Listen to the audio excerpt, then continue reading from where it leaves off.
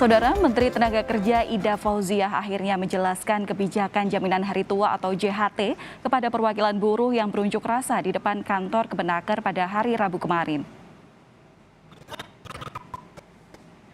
Menanggapi unjuk rasa para buruh pada Rabu kemarin, Menteri Ketenagakerjaan Ida Fauziah menerima beberapa perwakilan buruh.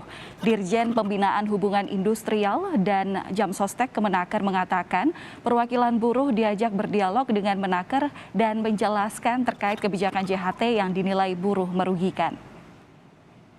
Kalau misalnya ya, KSPI tadi menyampaikan minta dicabut, hari ini juga dicabut, itu memang berat ya. Karena dalam Permenaker 2 dikatakan ada waktu 3 bulan.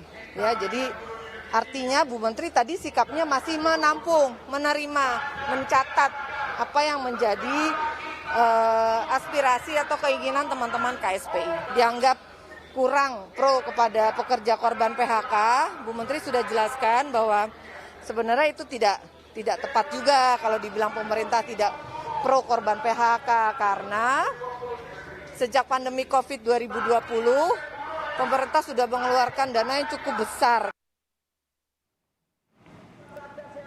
Pada Rabu siang, Aliansi Buruh Se-Jabodetabek menggelar unjuk rasa menolak aturan jaminan hari tua atau JHT yang baru dapat dicairkan di usia 56 tahun. Buruh juga menuntut agar pemerintah membatalkan aturan soal batas usia pencairan JHT dan meminta agar Presiden mencopot Ida Fauziah sebagai Menteri Ketenagakerjaan.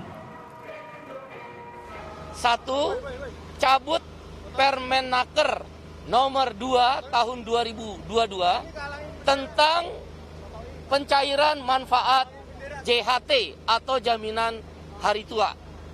Yang kedua, copot Menteri Tenaga Kerja. Copot Menteri Tenaga Kerja. Tetapi tentu ini menjadi hak prerogatif Presiden Jokowi untuk mencopot Menteri Tenaga Kerja.